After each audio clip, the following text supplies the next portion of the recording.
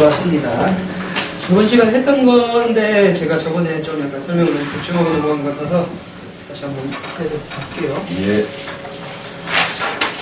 자, 한국의 정리과 발전해서 이 단에서 가장 먼저 봐야 될 거는 일단 고대 국가가 이제 제대로 된 국가가 되는 과정을 한번 볼 거예요. 그러기 위해서는 원래 연맹왕국 단계에서 약간 분권화된 국가들이 어떻게 중앙 집권이 되는가 여기에서 한번 볼 겁니다. 일단 중앙 집권 국가가 되기 위해서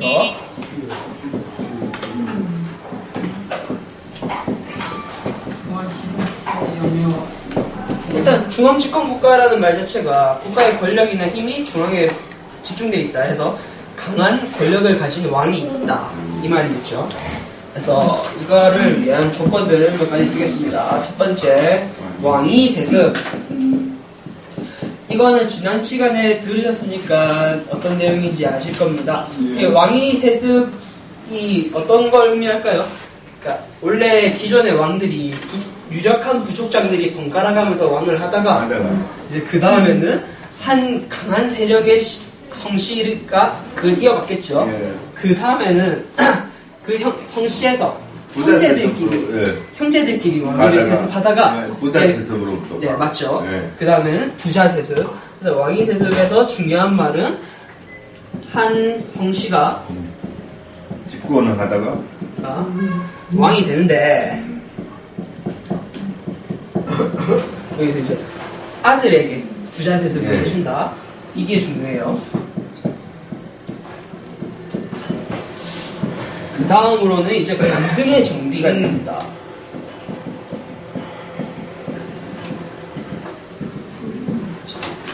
기존에 이 국가를 이루는 데 있어서 여러 유력한 부족들이 있잖아요. 이제 왕이 정해졌습니다. 왕이 정해졌으면 그 나머지 부족의 유력한 뭐 군장이라든가 지도자들은 어떻게 될까요? 그러니까 네? 우주무이? 뭔 말인지 모르겠어요. 자,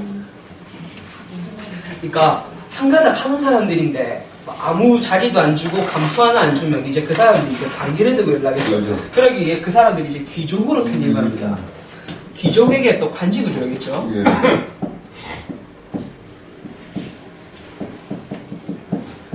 이런 거를 정비해서 관등이라고 해서 이제 관직의 등급에 따라서 이제 옷 색깔을 다르게 한다던가 풍계를 나눈다던가 하는 행동이에요. 그 다음에가 율령의 방도예요.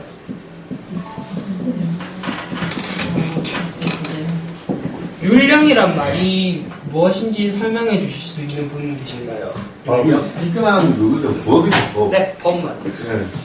여기 책에서는 이제 죄와 벌을 이제 어떻게 처리할지에 대한 형법이라든가 관직이나 행정에 대한 법 같은 거를 율령이라고 합니다. 그 다음에는 이 시대에서 이제 유행하기 시작한 종교가 하나 있습니다. 불교. 네, 불교의 수용. 이게 종교와 이 정치적인 내용이랑 왜 관련이 있나 생각하실 수 있는데, 공통적으로 삼국이 이제 중앙집권을 이루는 시기에 다 같이 불교를 이제 수용하는 단계를 공통적인 모습을 보이고 있어요. 그리고 백성들의 불만이나 그런 것을 이제 종교 쪽으로 이제 돌린다거나 아니면 종교를 통해서 이제 어려운 삶을 이겨내게 나갈 수 있게 그렇게 좀 백성들의 마음을 집중시킨다, 그런 식으로 생각하시면 돼요. 하고 마지막으로 이제 제도와 법이 이제 안정이 되고 나라가 안정이 되고 이제 나라에 사람이 많아져서 힘이 생깁니다. 그 다음에는 근처에 인접한 땅을 정복하고 이제 그 정복한 지역의 백성들을 자기 나라의 백성으로 삼아야 되죠. 인구가 많아야 결국엔 국력이 세지니까요.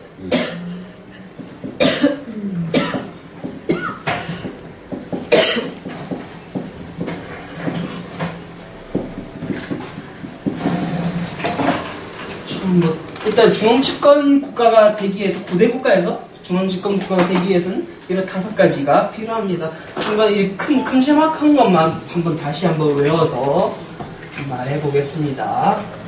중앙집권화가 되기 위해서 첫 번째로 필요한 거는 다시 한번 말씀해 주세요. 왕이 예, 왕위가 됐을 때입니다. 이제 그 다음에는 어떤 게? 관등 등. 예, 관직을 정비하겠죠. 네. 관직이 정비된 다음에는 율령방법. 네, 율령이란 법을 만들죠. 네. 이제 법을 만들고 난 다음에 이제 백성들의 마음을 달래기 위해서 불교. 네, 불교와 같은 종교를 수용합니다. 그 다음에 이제 나라가 안정되고 힘이 생기니까 주변 국가를 침략하는 정보 갈등이 생기겠죠. 자, 이제 삼국의 이제 고대 국가 고려, 백제, 신라가 어떤 식으로 이제 형성이 되는지를 한번 살펴볼 텐데요. 가장 먼저 고구려부터 한번 보겠습니다. 고구려는 흔하게들 쉽게 아십니다. 막 사극이나 막 그런 데서 되게 많이 나왔으니까요. 고주몽이 세웠습니다. 그 기원전 37년에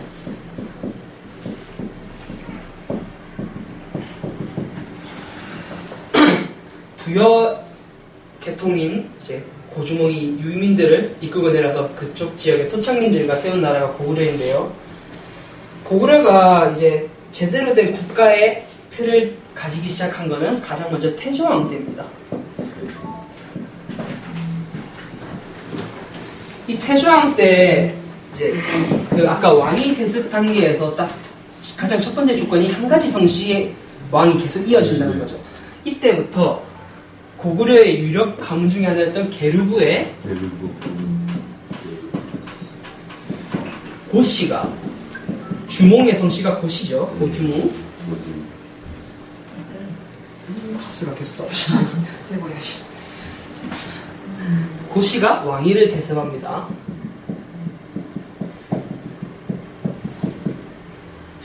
자, 그 다음에 주요한 왕이 고국천왕이에요.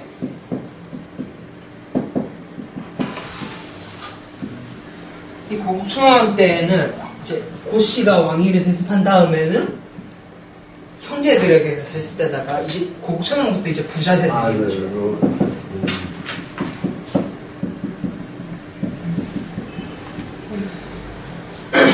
하고 이제 나라에 이제 왕위가 계속 지속적으로 부자 상속이 된 다음에 어느 정도 세력이 딱 나라가 힘이 생기니까 미천왕 때 어느 정도 영토를 확장하기 시작합니다. 평양 근처에 대동강까지 남쪽으로 영토를 넓히고 북으로는 만주의 이제 요동지방까지 영토를 확장합니다. 그 다음에는 소수리망이 나와요. 소수리망은 광개토대왕의 큰아버지고요. 이때 아까 그 5가지 중에서 주요한 게 대부분 나옵니다. 율령을 반포하고요. 그 다음에 태학을 설립합니다. 태학은 요즘으로 치면 뭐 대학원 같이 고등교육기관이에요. 이 시대에. 그 다음에 불교를 공인합니다.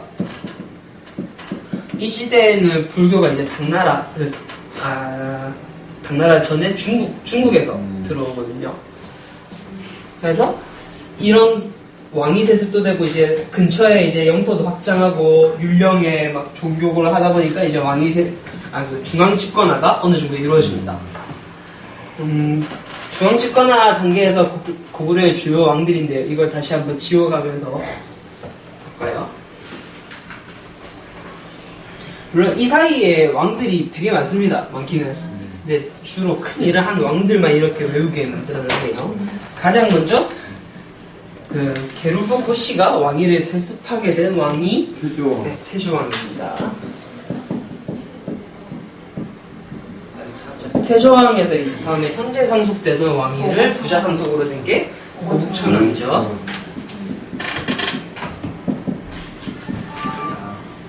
자, 고국천왕에서 이제 부자 상속이 됐습니다. 이제 그 다음에 나라의 영토를 넓히기 시작하는데 미천왕이죠.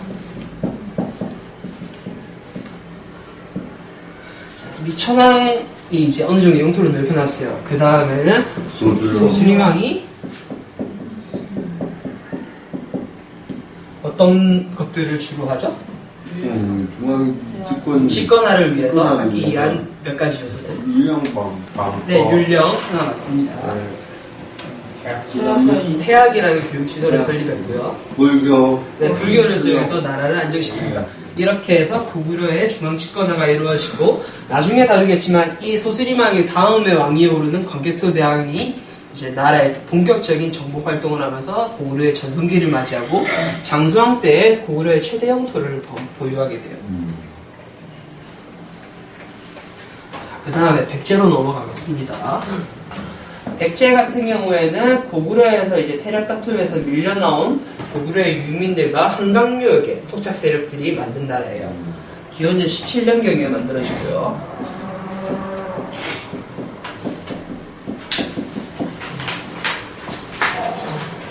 18년이네요.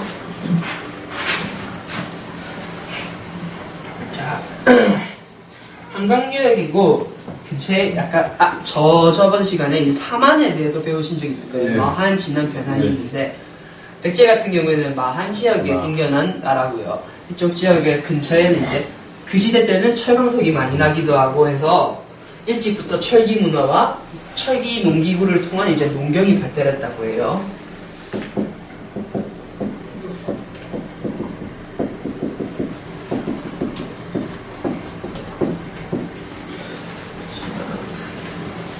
하고 백제 같은 경우에는 서해안에 나라가 위치하다 보니까 중국과의 교역이 쉬워서 상대적으로 중국의 문화도 빨리 받아들여서 발전하고요. 고구려에서 내려온 유민들이 있기 때문에 고구려와 어느 정도 문화적으로 일치하는 부분도 있습니다. 백제 같은 경우에는 중앙집권화를 이루게 되는 왕이 가장 먼저 나오는 왕이 고이왕이에요. 3세기경의 왕이었고요. 고이왕이 마한에서 가장 큰 나라였던 목지국을 정복합니다.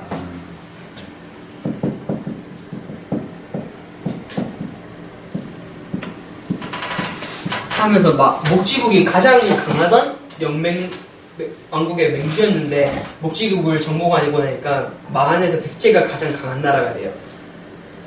그 다음에 그거 예전에 고조선 얘기를 할 때 한나라가 고조선을 침공한 다음에 한 9년을 세웠다고 말씀드렸잖아요. 그 9년 중에 남부에 있던 9년은 그거 한강 바로 근처에 위쪽에 있었어요. 그러다 보니까 그쪽에 남아있던 한나라의 잔 9년들을 이제 고이왕이 마저 정복을 합니다.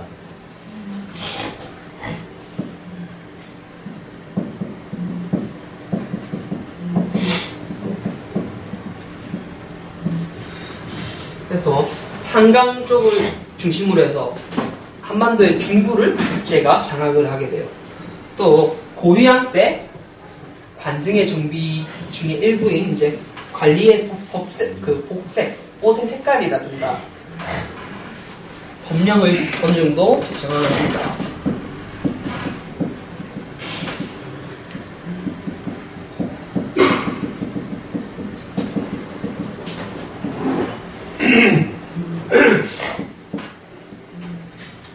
이제 고이왕의 다음 세대에 이제 근초고왕이라는 왕이 나와요.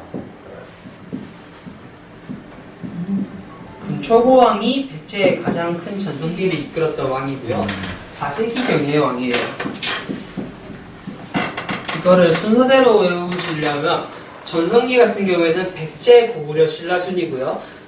백제가 4세기 근초고왕, 고구려가 5세기 그 광개토 대왕하고 신라가 6세기에 진흥왕이게 돼요. 그건 나중에 차후에 계속 보시게 된 내용이니까 나중에 보실 수 있고요. 근초고왕 때 활발한 정복 활동과 함께 왕위가 이제 부자 상속이 돼요.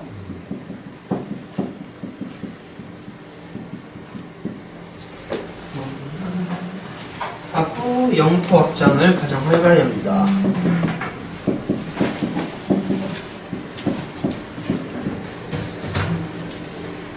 북으로는 이제 고구려의 평양선까지 침공을 하고 이제 남쪽으로는 마한의 남쪽을 싹 다 이제 백제가 흡수해서 지금으로 치면 충청도, 전라도와 경기도까지, 경기도 이북에 이제 황해도까지 다 백제의 영향권 안에 있다고 생각하시면 돼요.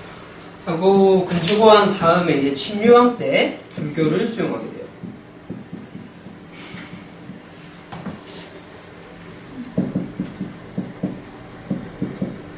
중앙집권하라는데 백제의 왕들이 주요한 사람이 3명인데 다시 한번 이제 복습하면서 그 고위양이 좀 한계가 많죠. 상대적으로.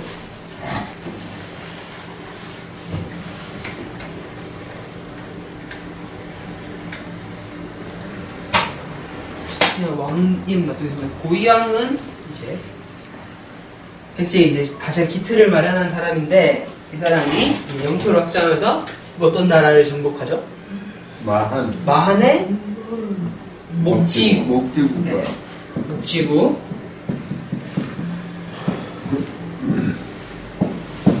하고 중국이 이제 고조선을 멸망시키면서 만들어놨던 한나라의 군현들을 정복합니다.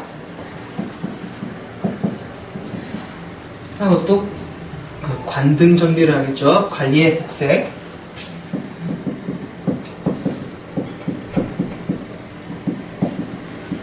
와 법령을 제정합니다. 하고 금초고왕 때는 이렇게 보면 관리 복색도 점령되어 있고 법령도 제정되었어요. 나라가 이제 안정되기 시작하니까 금초고왕 때는 이제 정복을 더 활발하게 합니다. 하고 부자의 왕 이상속.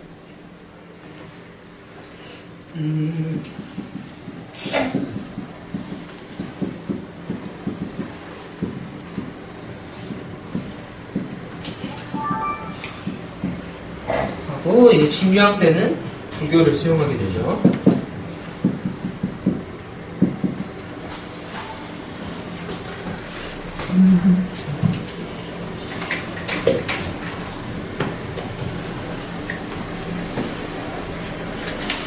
자, 마지막으로 삼국 중에서 가장 늦게 발달한 신라를 한번 보겠습니다.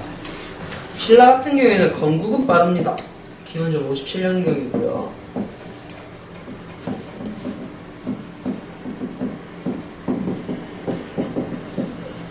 하고 마한, 진안, 변한 그 4만 중에 진안의 사로국에서 시작을 합니다.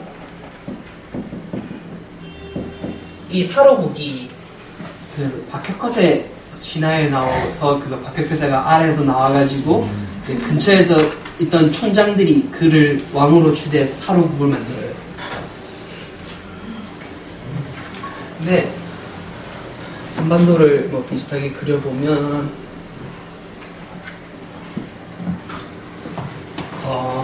여기가 이제 마한에 이제 백제가 자리 잡겠죠. 하고 여기에는 고구려가 있고 이제 그쪽에서 작게 이제 사로국에서 시작해서 신라가 이렇게 자리를 잡는데 여기 가야가 있을 거고요. 가야, 신라. 상대적으로 완전 동쪽 해안에 치우쳐져 있고 이쪽에는 외가 있잖아요. 일본. 하다 보니까 외가 계속 이쪽에 해적질을 하고 다니면서 침략을 하는데 또 이쪽에서는 또 다 적에게 둘러싸여 있어요. 그렇다고 중국한테 여기 뭐 외교를 하기에도 거리가 멀고 방해를 많이 받아요. 그러다 보니까 고립되어서 가장 성장이 느리게 됩니다. 신라는 지리적인 위치가 가장 컸어요, 이게.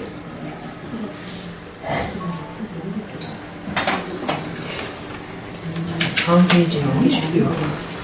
신라는 뭐 특별하게 딱 중앙집권의 기틀을 마련한 왕 딱 한 명만 소개하게 되는데 그게 매물왕이에요.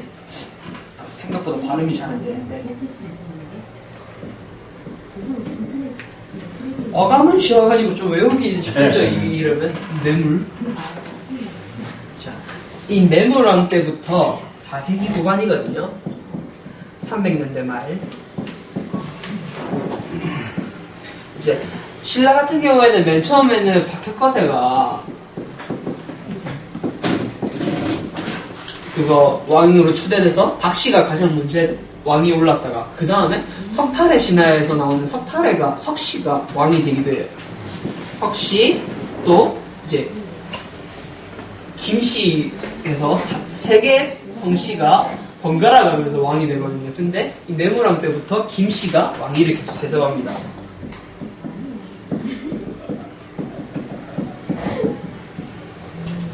또 이때 왕의 칭호로 신라 구의 말로 그냥 마리간이라는 말을 써요. 그래서 뇌물 마리간이라고 해요. 또 이 내무랑 시대 때 이쪽에 이제 낙동강 연안을 따라서 이제 국경을 가질 정도로 영토를 확장을 합니다. 또 내무랑 때 이 아까 외에서 계속 침략을 한다고 말씀드렸잖아요. 그때 온 왜구를 고구려의 광개토대왕의 도움을 받아서 해결을 합니다. 네, 뭐 고등학교 가정 국사에서 항상 문제로 써먹는 게 그거 고구려가 그때 신라의 침공한 왜를 격퇴하면서 그에 대한 이제 찬양을 적은 게 호명 그릇이라는 유물이 있어요. 그런데 중등 과정에서 나오지 않으니까 그냥 듣고 넘어가시면 돼요. 하고 아까 그 고구려 백제 신라가 있으면 이제 주변의 가야와 부여를 한번 살펴볼 텐데요. 이 두 국가는 이제 중앙 집권이 이루지를 못하고 이제 연맹왕국 단계에서 멈추어서 정체를 해요. 부여 같은 경우에는 고구려보다 더 북부에 있었어요. 그러다 보니까 그쪽에 막 시베리아에 막 엄청 시베리아 남쪽이긴 하지만 완전 좀 춥고 척박한 땅이 많다 보니까 영토를 넓히기 쉬웠나 봐요. 그래서 막 3세기 무렵에는 2000리의 넓은 영역을 뭐 차지했다고 책에 적었는데요. 또 이렇게 발달하다가 그 만주 쪽에는 그 유목민들이 정말 많잖아요. 그때 유목민의 하나인 선비족한테 침략을 받아서 세력이 크게 약해졌다가 5세기에는 이제 고구려한테 침략을 받아서 완전히 복속됐다고 하고요. 부여는 그렇게 다룰 게 많이 없습니다. 가야는 한반도로 굉장해요.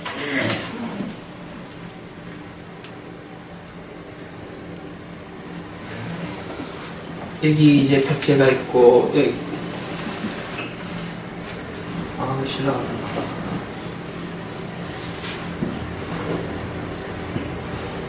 백제와 신라 딱 사이 이쪽에 가야가 있어요. 완전 남쪽에 있는데 이쪽 지역엔 고대에 철이 많이 생산돼서 철을 통한 외교, 일본이라든가 아니면 중국이고요. 여기서 항구도 뭐 제법 있을만한 지역이니까요. 그래서 이제 철기를 수출하고 하면서 돈을 많이 벌어요. 하지만 이들도 6개 가야 왕국이 연맹을 한 국가였거든요. 초기에는 김해에 있는 금강가야가 연맹의 맹주였다가 그 다음에 이제 경북에 있는 고령의 대가야가 맹주가 돼요.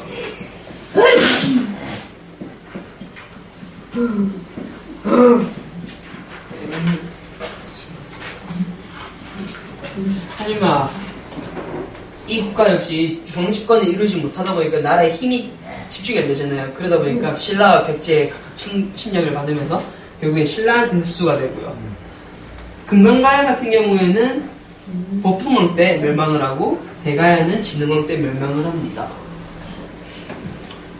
가야 문명이 일본에 참 영향을 많이 줬는데 그걸 가지고 일본의 역사학계에서 주장하는 게 임나일본 무설이에요. 가야 지역에 일본이 고대부터 이미 침략을 해가지고 식민지를 삼고 있었다. 하지만 그게 사실은 아니겠죠. 이제 강나라에 이제 고구려가 어떻게 전성기를 이뤘는가. 고구려 하면 일단 가장 유명한 왕이 강개토대왕이죠.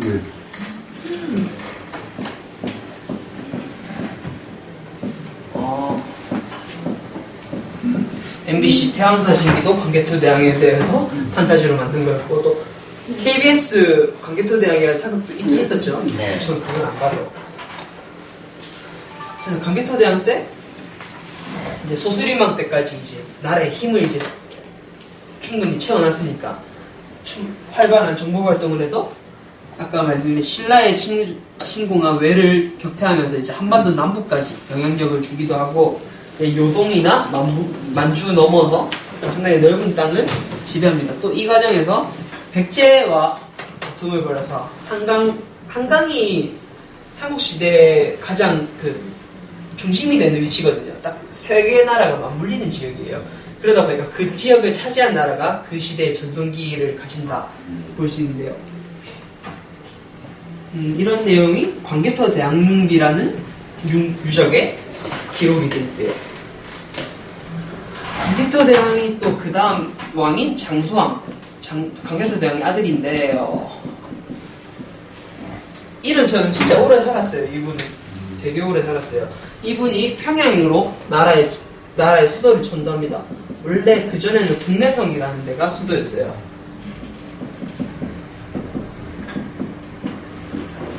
평양으로 전도하면서 이제 한반도 남부까지 영향을 더 많이 주겠죠. 원래는 지금 한국 땅으로 따지면 국내성은 북한보다 더 위에요. 평양 전도를 통해서 왕권을 강화하고 남진 정책을 추진합니다.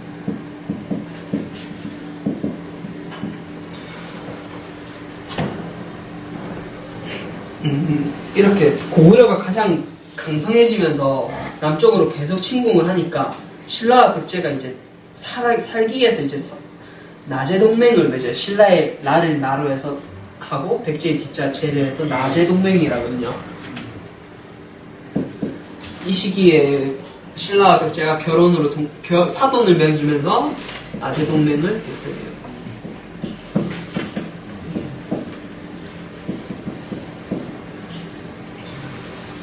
하고 장수왕이 이런 남진 정책은 중원 고구려비라는 유적에 나와 있어요.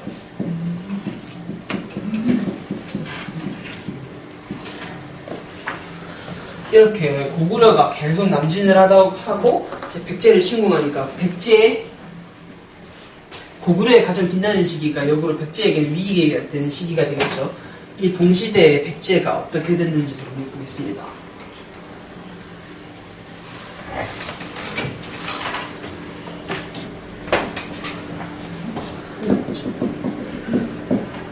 한강유역을 뺏기면서 원래 백제의 첫 수도였던 위례성을 한강 근처에요. 한강 바로 남부.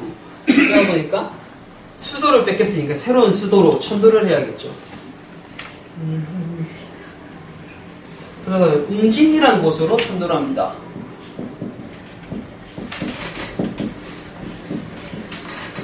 지금으로 하면 공주라고 하네요. 공주. 저쪽 대전하고 논산 있는 근처입니다. 하고 이런 위기를 타개하기 위해서 동성혼 때 신라와의 결혼 동맹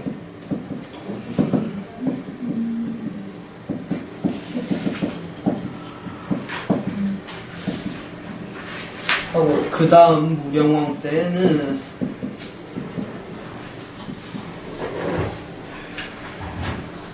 중국과의 외교에서 중국의 남족과 외교를 하고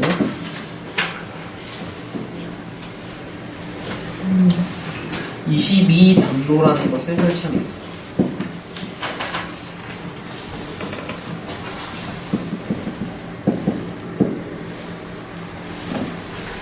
담로라는 게 지방에 설치하는 22개의 담로인데 이걸로 인해서 지방 통제를 하고 왕권을 강화시켜요.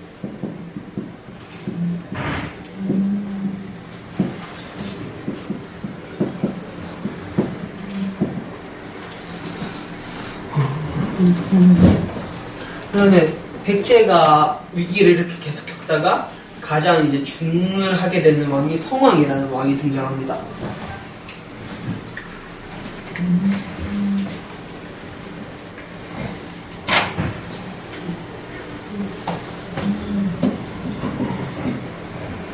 성왕이 그 전에 웅진으로 옮겼던 수도를 더 이제 외적으로부터 방해하기 쉬운 사비성으로 천도를 해요.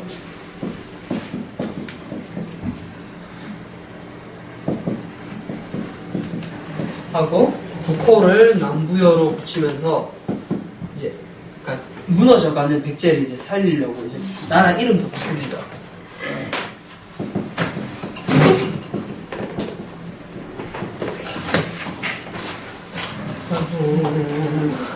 행정 조직을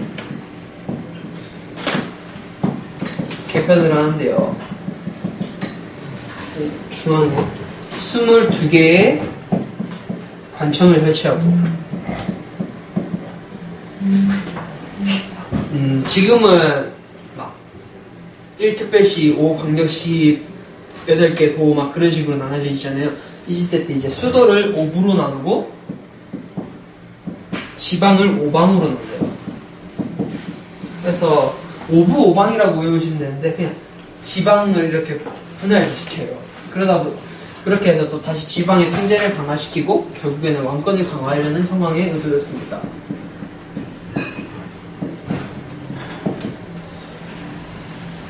하고 여전히 중국의 남조와의 교류를 하고 불교를 장려하고 또 이제 외로는 이제 외로 불교 문화나 기타 백제 문화를 전파를 합니다.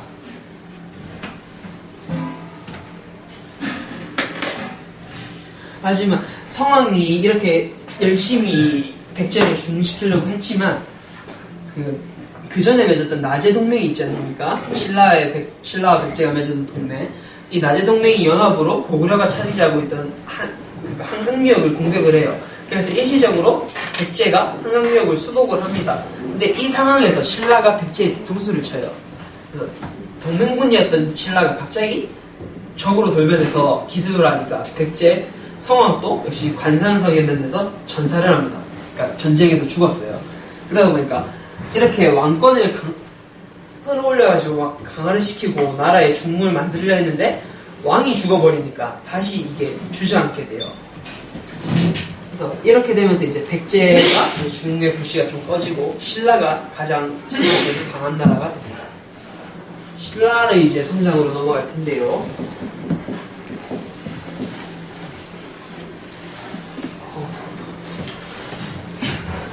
이 삼국시대 같은 경우에는 주가 이제 농사가 이제 밥 먹고 사는 거에 가장 중요한 것이잖아요. 그러다 보니까 농업 생산량이 참 중요해졌어요.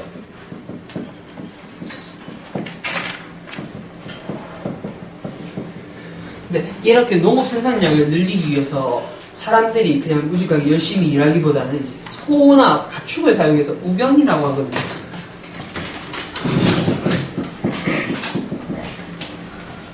소를 이용해서 농사를 짓는데 도움을 받기 시작해요. 이거에 이제 신라 지증왕 때거든요.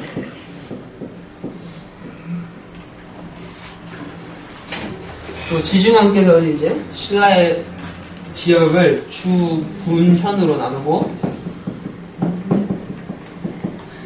관리를 보내서 지방을 다스리기 시작해요.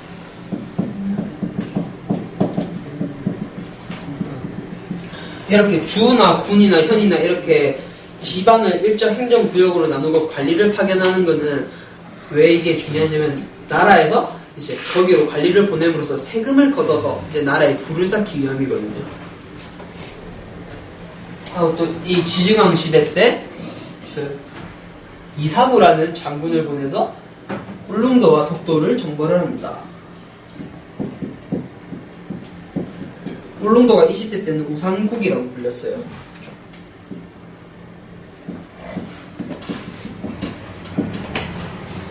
하고 지증왕의 이제 다음 세대인 박풍왕 때 원래 신라도 불교가 들어오기는 빨리 들어왔어요. 근데 신라 내부 귀족들의 반발로 인해서 쉽게 포교가 되지 않고 있다가 이차돈이라는 사람이 등장을 합니다.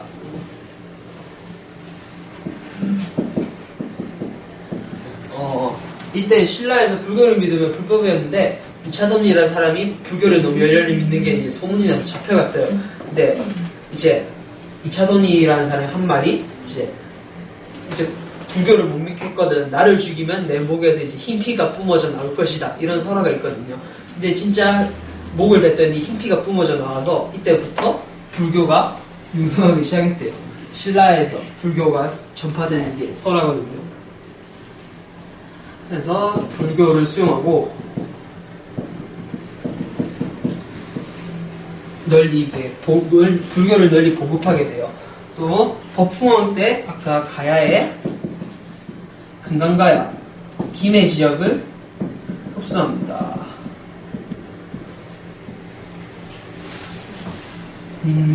지증왕하고 법궁왕. 이제 그 다음에 신라의 전성기를 이끈 진흥왕이라는 왕이 나오거든요. 뭐 신라는 이때 이후로 계속 전성기라고 보시는 게 이 다음 이제 무열왕까지 가게 되면 상국을 통일하게 되니까요. 뭐 잠깐 힘든 시기도 있습니다. 그때. 진흥왕 때 불교가 수용 단계에서 이제 넘어서 이제 불교를 장려하고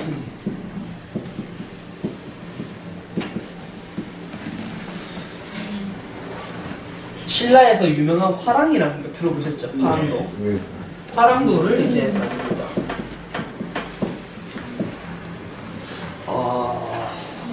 원강대성 어떤 승려가 있는데 세소고개를 통해서 또 화랑도를 이 국가적 조직으로 만들거든요. 그러니까 귀족의 자제들을 화랑으로 키워서 이제 엘리트들을 육성하는 거예요.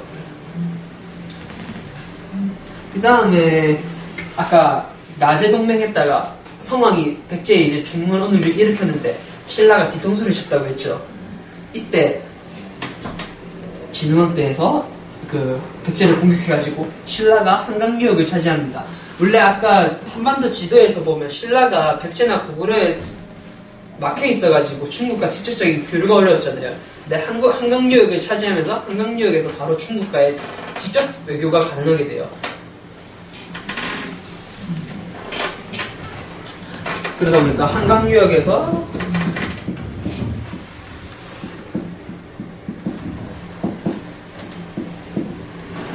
이제 힘을 기르고 이제 그 가야에서 남아있던 대가야까지 신라가 흡수를 합니다. 이게 단양의 적성비와 뭐 진흥왕 순수비라고 있거든요. 이것도 아까 고구려의 그 중원 고구려비와 유사한데 어느 정도까지 이제 침략을 해서 이제 자기 땅으로 만들었다는 걸 역사적으로 남긴 기석이에요. 이렇게 되면 이제 삼국의 정치 기초적인 정치 분야는 다 끝난 거예요.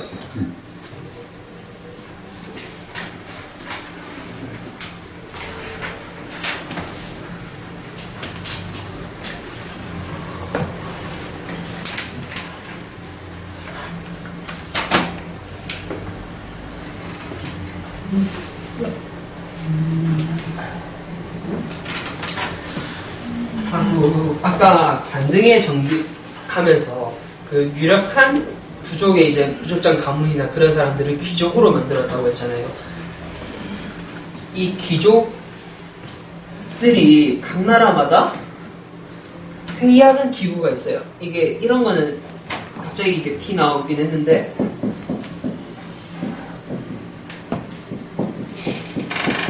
이것도 시험 문제 내기 딱 진짜 정말 좋은 것들이거든요. 이거는 고구려부터 순서대로 하면 제가회의 이라고 이 단체의 대장 수상을 대대로라고 합니다. 대대로. 백제 같은 경우에는 정삼회의.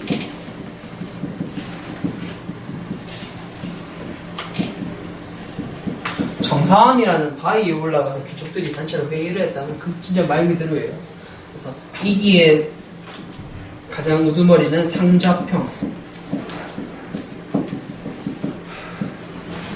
신라는 화백회.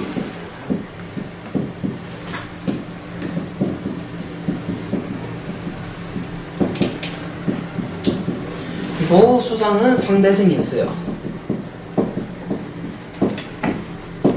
화백회 같은 경우에는 만장일치가 돼야 지금으로 따지면 국회랑 비슷한 거예요. 딱 만장일치가 돼야 뭐 법안이 통과된다든가 뭐 제도를 만든다든가 했다고 하네요.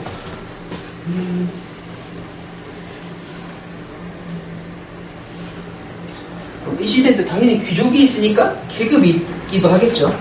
계급은 이제 좀 이따 뒤로 다루겠는데 이거는 진짜 외우시는 거예요. 이해보다 외우시는 거. 한번 다시 한번 볼까요?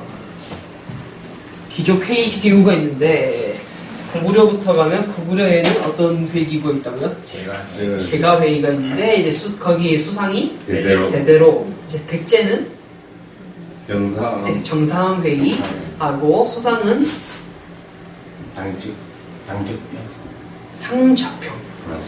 상자평이고요. 신라는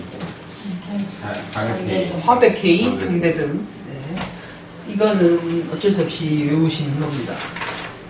다음 페이지 좀 내고 또 삼국 중에 가장 이 계급이나 신분 제도가 확실히 나눠져 있던 게 신라예요. 신라의 골품 제도라고 있거든요. 이것도 진짜 문제로 내기 정말 좋은 것들이라서 보고 넘어가겠습니다.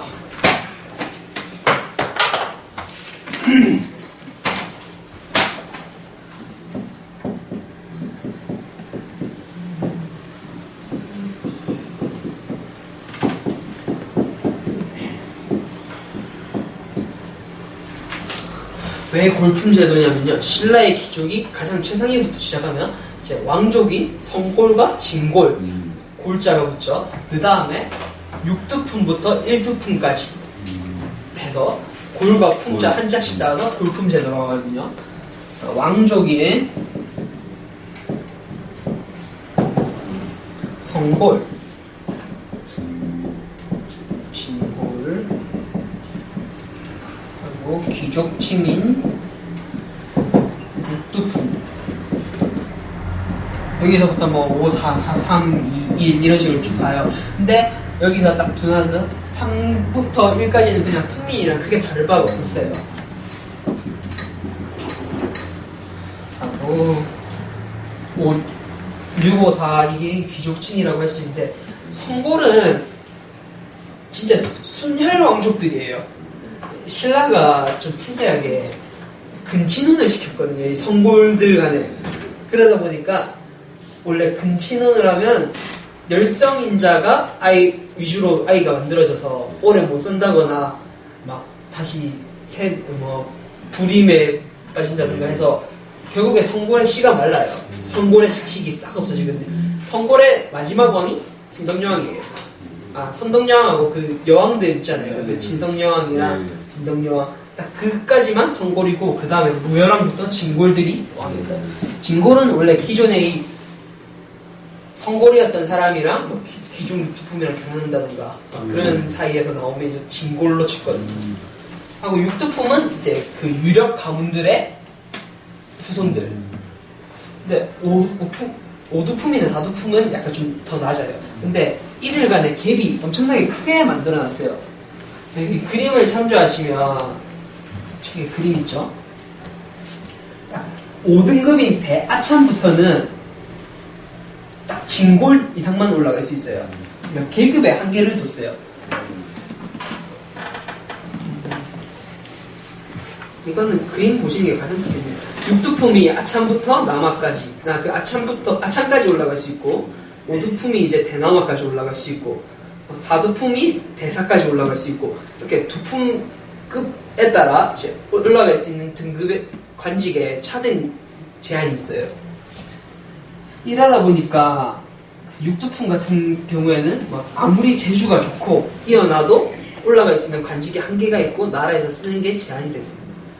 6두품에 유명한 사람이 당나라에 유학을 갔다 온 최치원이라든가 아니면 이두를 만든 설총이라든가 막 그런 사람들이 있거든요. 신라에 이제 유명한 신분제도가 있는데 신분제도의 이름이 골품제도. 예, 골품제도고 계급이 어떤 순으로 이어지죠? 성골, 진골. 예, 성골, 진골. 6두품부터 이제 1까지. 신라 같은 경우에는 이렇게 딱 상대적으로 관직이 올라갈 수 있는 걸 딱 끄어버리니까 아무래도 인재들이 한계가 있겠죠. 아무리 귀족 자제들을 활용해가지고 엘리트로 키운다 하더라도 숫자라든가 아무런 좀 인재 능력이라든가 약간 한계가 부딪힐 겁니다. 또 이 시대에도 역시 계급이 나눠지고 귀족과 평민, 천민이 나눠지다 보니까 귀족 같은 경우에서 이제 나라에서 토지를 수조권이라는 게 있거든요. 그 일정 토지 내에서 생산된 생산물에서 세금을 걷잖아요, 나라가. 근데 그 세금을 걷을 권리를 관리에게 주는 거예요. 월급 대신에. 그래서 귀족들은 그렇게 수조권이라든가 세금을 걷어 살거나 아니면 넓은 땅을 보유한 대농장을 보유해서 대체적으로 노비들로 노동을 시켜가지고 돈을 번다든가 해서 역시 귀족은 귀족답게 부유하게 살았고, 또 땅이 넓고 생산물이 많다 보니까 일반 평민들한테 고리대금업을 해요. 쌀이 부족한 시기에 쌀을 빌려주고 이자를 받아가지고 받는데, 이 과정에서 이자를 너무 높게 하니까 평민들이 감당을 못하잖아요. 그러다 보니까 이렇게 이자를 감당 못한 평민들은 그 귀족의 노비가 되거든요. 그런 식으로 해서 귀족들을 계속 부를 축적하고, 평민들은 자기 땅에 농사 짓고 사는 사람들은 괜찮게 사는 거죠. 뭐 소작을, 그 귀족들한테 땅을 빌려서 소작을 짓는다던가. 근데 삼국시대 때도 복지제도가 있었어요. 고구려의 진대법이라고, 을파소라는 고구려의 재상이 만든 법인데요. 이런 빈곤한 시기에 나라에서 곡식을 빌려주고 다시 이제 풍족한 시기가 되면 이자야 약간과 이제 다시 돌려받는 제도. 일종의 나라에서 하는 대출이죠. 진대법. 진대법이라는 말은 기억해 두셔야 돼요. 이건 문제로 뒤에 보면 아마 있을 거예요. 하고 천민들은 그 평민에서 이제 돈이 없어서 노비로 전락한 사람들이라든가, 아니면 그거 옆 나라를 침공해서 정복한 그 피정복민들, 정복당한 사람들을 이제 노비로 사용해서 했고요. 이 시대 때 천민 같은 경우에는 노비니까 사고팔고 개념, 매매가 가능하고 노비들을 사고팔고 할 수 있다. 기억해 주시고, 또 관청에 소속된 노비들도 있어요. 이때는 천민이란 말이 약간 더 어울리죠. 노비라는 거는 약간 좀 조선시대나 고려시대? 그러니까 아까 그 지증왕 때 우경이라는 걸 하면서 생산량이 증가했다 하잖아요. 이렇게 삼국 전체적으로 역시 농기구도 이제 철제로 이제 철갱이하고 이제 한 보습도 철로 만들고 하니까 땅도 더 많이 갈아지고 농사짓기가 편해지면서 소도 뒤에 쟁기 달고 이제 쇠쟁기 달고 하니까 나무쟁기는 금방 부서졌을 텐데, 네, 철제쟁기는 잘 안 부서지고 하니까 농업 생산량이 많이 증가해요. 이제 농업 생산량이 증가한 다음에 이제 먹고 살만한 게 많아진다. 그러다 보면 손재주 좋은 사람들을 뽑아서 수공업을 하기 시작하거든요. 그러니까 뭐 장신구라든가 뭐 옷감이라든가 이제 수공업자들로 이제 이런 수공업이 발달합니다. 뭐 나라에서 비단이라든가 무기 같은 거는 아예 공장을 만들어서 수공업자들을 단체로 부리기도 하고요. 뭐 이런 공산품들은 이제 중국이라든가 일본에 무역을 통해서 수출하고 수입합니다.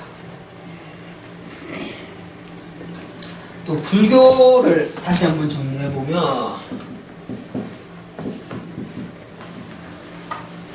불교를 고구려는 어느 왕 때 들여왔죠? 네, 소수리망입니다. 자, 백제는 어느 왕일까요? 네, 칭묘왕.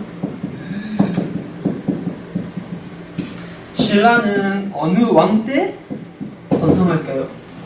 늘지왕. 책에서는 늘지왕 때 이미 들어와 있었지만, 이제 법흥왕 때 2차돈의 순교로 이제 널리 포교하기 시작하고, 이제 진흥왕 때 더 이제 장려했다. 나라 차원에서 불교를 장려했다고 해요. 그래서 그럼 진흥왕으로 알아야 돼. 이때는 법흥왕으로 아시는 게 나아요. 법흥왕. 이렇게 법흥왕. 이게 왕이 3명이나 나오니까 헷갈릴 수 있는데, 신라에서 가장 이렇게 불교를 수용하는데 했던 왕은 법흥왕. 이름도 법흥왕이에요. 불법. 그러니까 불교의 법률을 해서 그런 식으로 연상해서 외우시면 편해요. 그리고 이차돈이라는 사람이 순교했던 게 딱 법흥왕 시대이기 때문에 법흥왕으로 아시면 돼요. 또 이 시대 때는 이제 유교가 어느 정도 이제 자리를 잡아서 중국에서 넘어와요. 그래서 유학이라서 유학자들도 많이 생기고, 또 신라는 이때도 우리나라에 말은 있었을 거예요. 황산벌이라는 영화 보신 적 있으세요? 네, 맞습니다. 그래서 보면 백제 사람은 맨날 하루 종일 그 시기가 그 시기가 네. 이러면서 하고, 신라는 내가 경상도 사투리 하죠. 네. 하고 그 평양성이라는 후속작에서는 네. 고구려는 그거 평안도 사투리 쓰고, 네. 다 우리의 말이 있었을 거예요 그때도. 하지만 한글이 없잖아요. 네. 그러다 보니까 기록을 그때는 한자로 했어요. 한자로 기록하는데 신라에서는 이런 한자의 의미라든가 그런 걸 바탕으로 이두라는 걸 만들어요. 그러니까 우리 한국말의 중국식 표기 이두. 이두와 춘찬이거든요. 이거는 그냥 문제 있을 법도 하고 안 나올 법도 하고 아까 유교가 발달을 하다 보니까 고구려에서는 소수로명 때 태학을 세우죠. 이제 백제는 박사제도라는 걸 만들고 또 신라는 화랑도와 임신서기석. 화랑도가 뭐 해야 될 것을 적어놓은 게 임신서기석이라고 들었던 것 같아요. 이제 때 뭐 역사책 같은 것도 편집을 합니다. 하고 또 우리나라를 보면 막 고대부터 과학기술이 상당히 많이 발달했다 이런 얘기를 많이 들어보셨을 거예요. 약간 제 생각에는 우리나라 과학 개별 품목으로는 발달한 물건이 많은데 그게 전체적으로 국가 차원에서 확대는 안 되고 했기 때문에 상당히 정체된 부분이 많지만 뭐 나름 괜찮았어요. 신라 같은 경우에는 금속 공예 기술이 엄청나게 발달했대요. 그래서 신라 왕관 같은 거 보면 금관, 신라 금관 박물관에서 보신 적 있으세요? 네. 되게 막 얇게 늘려가지고 길게 만들잖아요. 근데 그 금을 늘리는 기술이 그때 당시로 거의 최고 수준이었대요.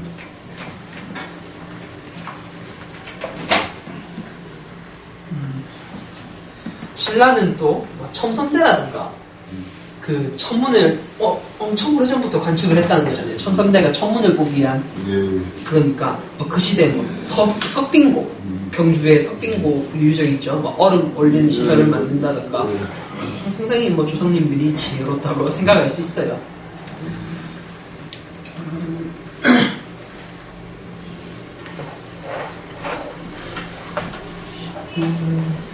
또 불교가 들어오다 보니까 뭐 미륵 신앙이라던가 아니면 뭐 미륵 불상 같은 거 있죠. 그런 것도 나중에 그거 유물 파트 가면 보실 수 있을 거예요. 또 삼국시대의 유물 중에 아라비아 상인이 와 있는 뭐 그림 같은 것도 볼 수 있거든요. 이 시대 때도 그 중동의 아라비아에서까지 막 와서 무역을 했다. 이 정도만 알아주시면 됩니다. 또 우리 상국 밑에 또 밑에 일본이 있으니까 일본과 교류했던 걸 한번 보고 넘어갈게요. 고구려는 뭐 동해안을 통해서 일본까지 갔겠죠. 그 엄청 깊은 바다를. 담징이라는 사람이 일본의 종이와 뭐 제조법, 오류사에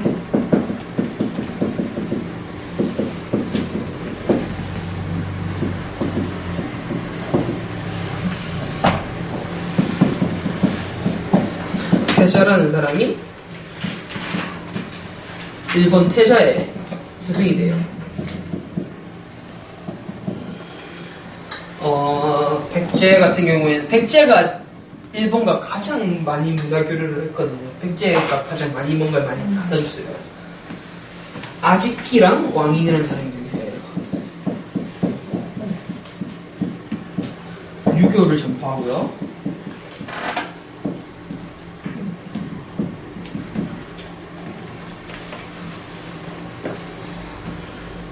모리사치계는 저도 처음 들어보네요.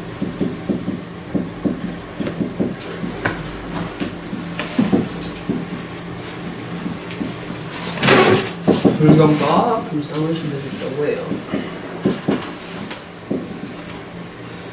신라는 배 만드는 기술과 제방 쌓는 기술, 뭐 도자기라든가 불교 불상들 전파했다고 하고, 가야는 역시 철기 수출, 철 수출을 많이 했다고 해요.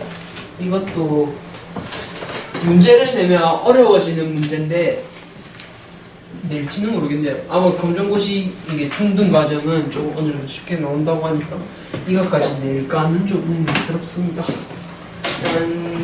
한 시간 수업하셨으니까 안 쉬는 시간 가지시고요. 인기가 끝나야 문제 풀어보도록 하겠습니다.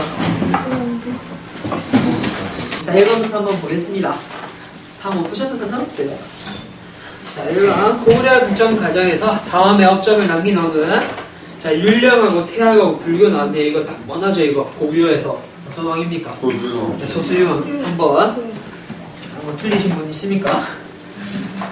자, 백제의 발전 과정에서 다음의 업적을 남긴 왕은 왕위의 부자 삼국제를 마련하고 마한을 점령해서 남해안에 진출. 근조대왕. 네, 근조왕. 근초왕이에요. 이게 말 이걸 조심하셔야 됩니다. 근조왕. 자, 근초왕 때 이제 금문수왕한테 아들이 금문수왕한테 왕위를 세습하고 이제 마한 완전히 정복해서 남해안까지 차지하고 또 중국까지 대상으로 해서 산둥만도 하고 일본 큐슈 지방까지 진출해서 백제의 전성기를 이끌었습니다. 3번 신라의 불품제에 대한 설명으로 옳지 않은 것은 4번. 4번. 자, 육두품이 뛰어난 능력과 자질을 가지고 있더라 하더라도 골품 제도의 한계 때문에 중앙정계에서 관등의 한계가 있었죠. 네. 아창까지밖에 못 가고 대하창부터는 진골들이.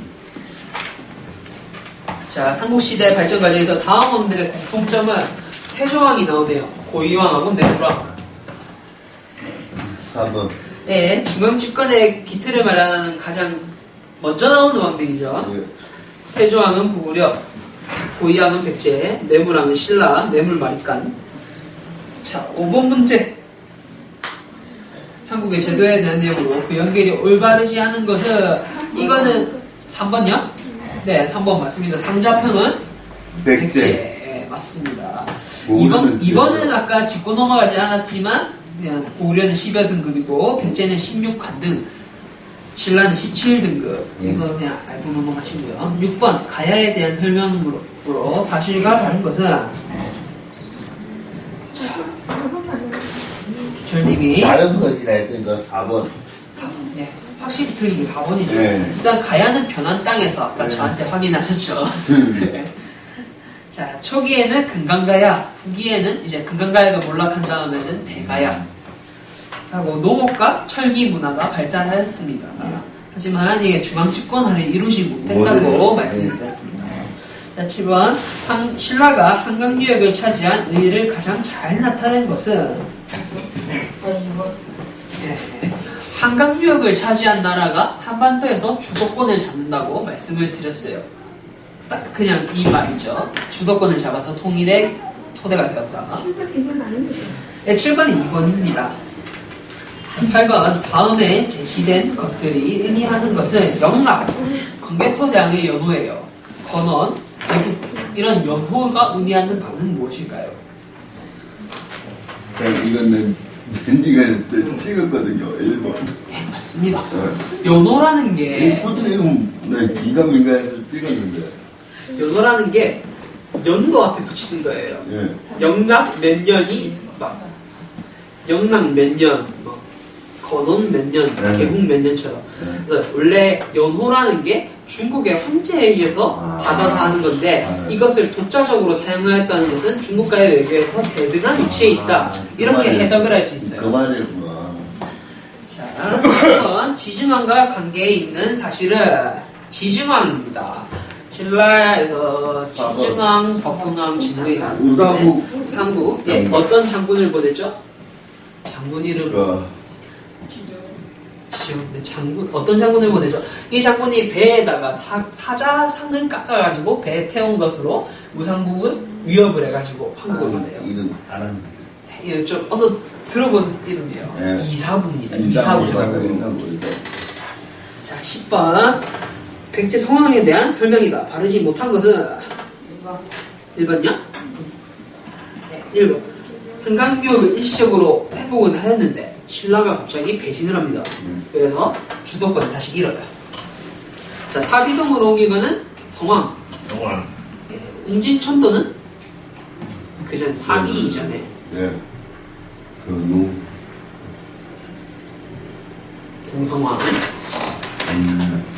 자, 하고 신라의 동맹으로 한강교육을 찾은 거는 사실이죠.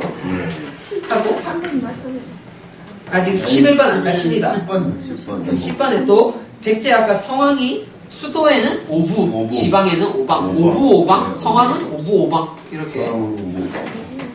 자, 11번 다음 중 가야 연맹에 대한 설명으로 옳은 것은 3번 맞습니다. 일본과 신라 문화 발전에 기여를 하였다. 12번 자, 김춘추는 김유신의 누이와 결혼하여 한때 동료 귀족들에게 따돌림을 당하였다. 김유신은 순혈 신라 귀족 출신이 아니고 가야 왕족 출신이었기 때문에 진골이라고 말씀드렸죠. 하고 또 신라 육두품 설계도라는 사람이 유명한 사람이에요. 이 사람 육두품 중에서 제치원 설계도. 신라에서는 아무리 재주가 뛰어나고 공로가 있다 하더라도 크게 될 수가 없다. 당으로 건너가 군봉을 세웠다. 이것 골품제 노예를 비판하는 말이에요. 13번 한국의 사회에 대한 설명으로 옳지 않은 것은 3번. 각자의 노력과 능력에 따라 귀족이 될 수 있었다. 이게 안 되죠. 네. 애초에 정해지는 거 있고 네. 이거는 그냥 이론상으로 말만으로는 고려 때나 조선 때는 가능은 합니다. 말만. 현실의 한계가 있어서 못할 뿐이죠. 자, 이 시대 때는 아무리 노력하고 공을 세워도 계급의 한계를 이기기가 정말 어려웠다고 합니다. 자, 14번 이거는 앞에서 문화 부분을 안 하고 넘어갔어요. 네, 한번 살펴보면요. 탑은 주로 석탑을 만들었다. 이거는 뭐 목탑 같은 것도 만들기도 했고요. 주로라는 줄로. 무덤 양식은 모두 똑같았다. 이게 중국의 무덤 양식을 가지고 와서 고구려와 백제는 유사했지만 신라는 좀 다른 식이었다고 해요. 또 예술은 도교 신앙 중심으로 발전하였다. 이거는 불교예요. 도교가 아니고 불교. 도교가 당나라 때 중국 내에서 유행을 해서 고구려에 전파가 돼요. 하지만 그렇게 크게 성하진 않아요. 당나라면 거의 고구려 후기거든요. 그리고 역사서가 저술되었지만 전해지지 않는다. 이게 정답입니다. 네. 이게 역사서 아까 책 뒷부분에 내용 뒷부분에 있어요. 근데 제가 안 하고 넘어갔어요. 선생님 4번입니까? 예, 14번은 4번입니다. 15번 한국의 학문과 과학기술의 발전에 대한 설명으로 옳지 않은 것은 2번. 네, 경당이 아니고 아까 그 박사 제정이었나요? 보고 넘어갈까요? 네, 박사제도 맞네요. 박사제도. 신라는 첨성대를 세워서 천문관측을 하였고요. 한국 시대는 불교가 가장 유성했기 때문에 불교 관련 예술이 발달하였어요. 16번 다음과 같은 대외 교류를 하였던 국가는 4세기 후반 해상으로 진출하여 남중국 외와 교류하였다. 노리사치계 아까 제가 한번 언급드렸던 인물입니다. 너무 일본에 건너가 일본의 역대 문화 성립에 기여하였다. 2번. 백제에서 아까 왕인이랑 노리사치계랑 등등 있었죠. 17번 삼국 중 가장 먼저 중앙집권 국가로 성장한 국가는 3번. 고구려. 네. 태조왕이 2세기, 네. 고이왕이 3세기, 3세기. 매무왕이 5세기. 5세기. 자, 18번 다음과 같은 정책을 실시한 백제의 국왕은 중국 남조와의 문화 교류에 힘썼다. 지방에 담로를 두고 왕족을 파견하였다. 22담로가 나오네요. 고구려에 대한 적극 공세를 전개하여 국력을 점차 회복하였다. 여기서 힌트는 22담로와 남조와의 문화 교류인데 남조 같은 경우에는 몇 개 좀 중복되기 때문에 22담로가 가장 핵심적인 힌트입니다. 3번요? 네, 무령왕이고요. 맞습니다, 무령왕. 22담로를 설치하고 성왕 이전에 이제 가장 중국에 힘썼던 왕이에요.